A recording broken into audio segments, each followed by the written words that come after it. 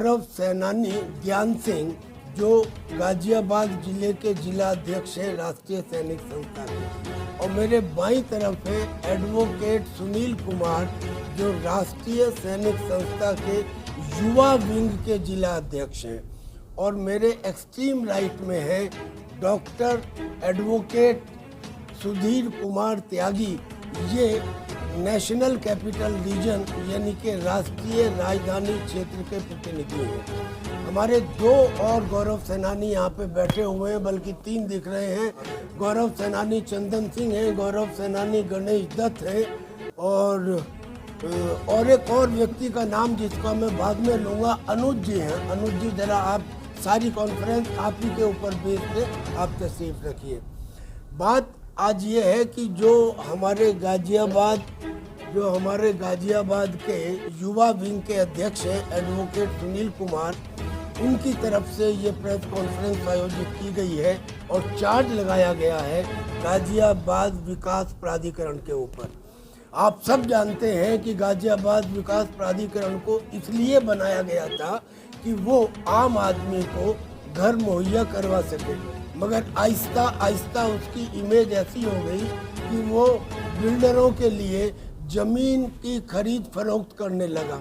अब ऐसे कम से कम 100 केस सामने आए हैं, जिनका एक उदाहरण हम आपके सामने पेश करेंगे कि जहां किसानों की ज़मीन ली गई, यानी कि रोड बनाने में, सीवर प्लांट डालने में, इलेक्ट्रिक सब स्टेशन बनाने में ज़मीन अधिग्रहण की गई।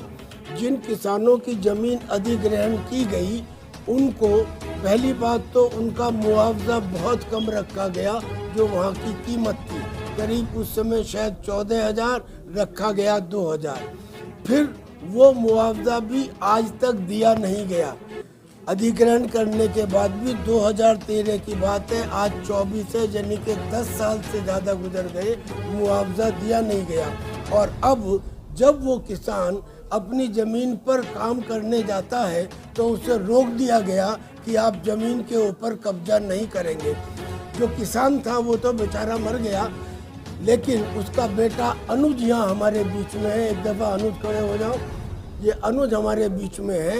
इनको ना तो मुआवजा मिला, ना ज़मीन के ऊपर काम करने दिया जा रहा है, और इसमें जो भ्रष्टाचार का एंगल डॉक्टर सुधीर आपको बताएंगे और सुनील बताएंगे, वो ये कि जो सड़क का अलाइनमेंट था वो अलाइनमेंट चेंज कर दिया गया।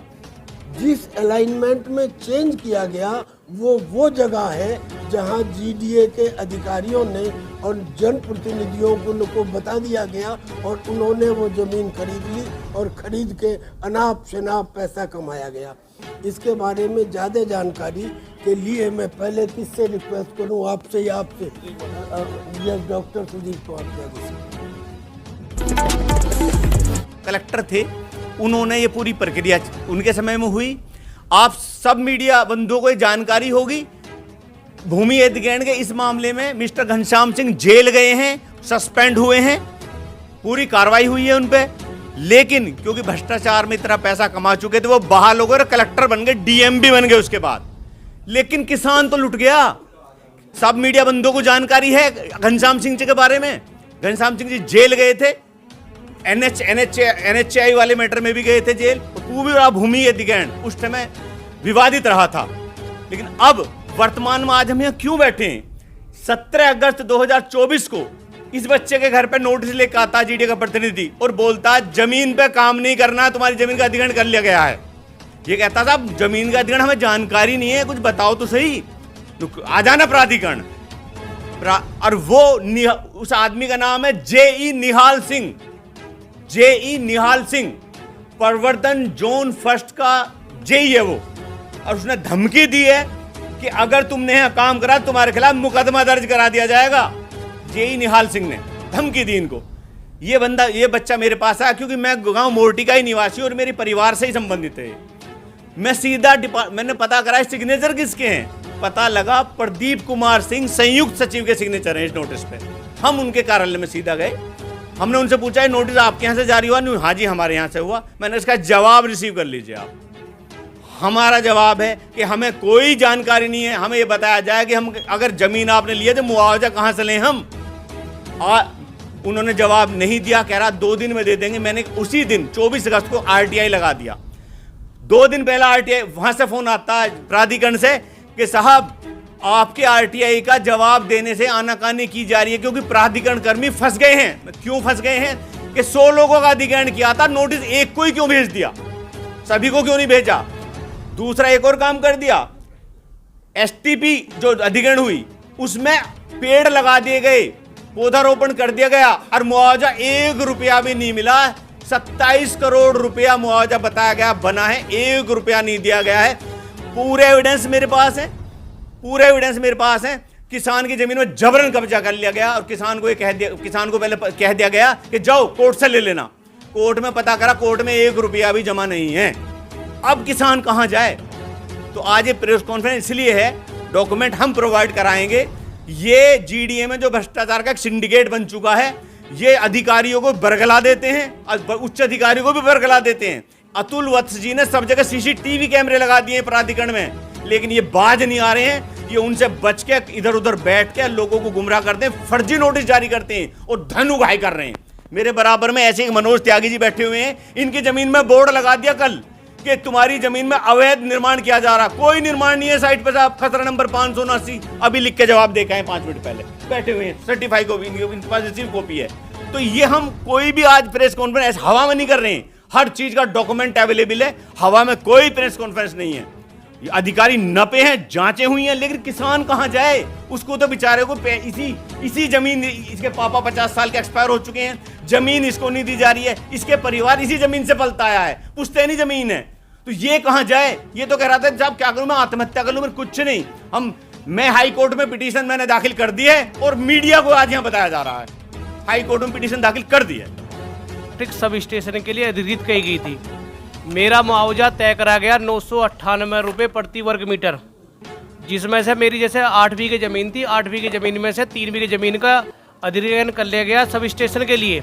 उसमें से मैंने कुछ जो ज़मीन मेरी थी, उसी तत्काल समय की बात है, मैंने अपनी ज़मीन बेची 13,500 रुपये गज में। 13,500 रुपये मैंने किसी बिल्डर को बेची और जीडीए उस ज़मीन का अधिग्रहण कर रहा 998 रुपये प्रति वर्ग मीटर के हिसाब से। बोले कहाँ थे 13,500 रुपये, कहाँ 998 रुपया। और उसके बाद में मुझ पे जब मैंने ज़मीन बेची तो बिल्डर को नोटिस जारी करा जाता है वित्त विभाग द्वारा कि 13,500 रुपये में जो आपने जो ज़मीन करी है वहाँ पे मौके पे उसकी ज़मीन का रेट है 20,000 रुपये गज, और आप उस ज़मीन का जो आप इसमें जो स्टाम्प लगाया है वो कम लगाया है, तो उन पर रिकवरी जारी कर दी जाती है बिल्डर पे। तो मुझे तो 998 सफिशिएंट है, घनश्याम जी ने मुझे तो 998 तय करे, मैं 13,500 में बिल्डर को ज़मीन बेच रहा हूँ।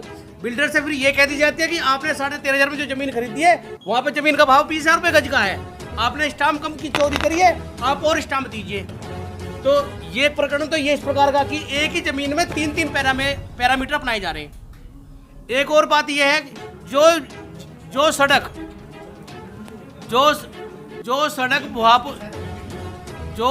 भुहापुर मोटी से और भुहापुर की तरफ को जा रही है, वो 15 फुट 2 गट्ठे की चक रोड है।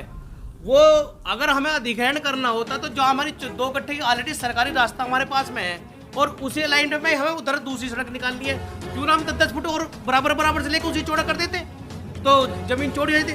उस सड़क को छोड़ दिया गया, सरकारी सड़क को छोड़ दिया गया और उससे पल्ली तरफ बिल्डरों को फायदा पहुंचाने के लिए, अपने रिश्तेदारों को फायदा पहुंचाने एक नई रोड, पैरेलल रोड दूसरी निकाल दी गई। वहाँ पे बहुत बड़ा घोटाला हुआ है, तो वहाँ पे भी घोटाला हुआ है। और जो ज़मीन थी और जो 14 गट्ठे की जो सड़क थी वो बिल्डर ने अपने मिला ली, उस पर कोई एक्शन आज तक नहीं हुआ है।